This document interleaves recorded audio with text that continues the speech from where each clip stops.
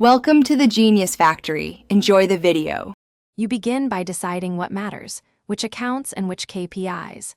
Connect accounts now using API keys or OAuth because live data beats manual exports. Once done, pick storage, SQLite for quick proof, Postgres for scale, and create tables for posts, metrics, and timestamps.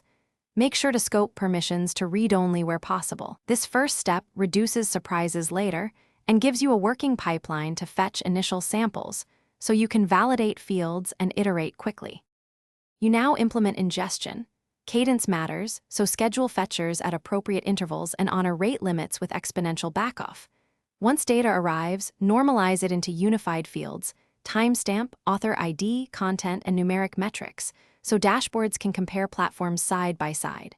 Save raw payloads too, so you can reparse when schemas change. Then build incremental loaders that update only new records. This keeps processing fast. As you do this, add test cases for edge cases like null fields and truncated text to ensure reliability. You finalize by wiring visual components, time series for trends, leaderboards for top posts, and audience breakdowns for segmentation. Once done, add caching and role-based access controls so dashboards stay fast and secure. Make alerts for failed ingests and instrument logs for troubleshooting.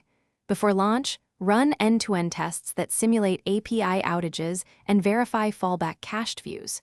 If something goes wrong, check ingestion logs and replay raw payloads. This single troubleshooting step will recover lost metrics without rebuilding the pipeline. Thanks for watching. If you found this helpful, don't forget to like and subscribe.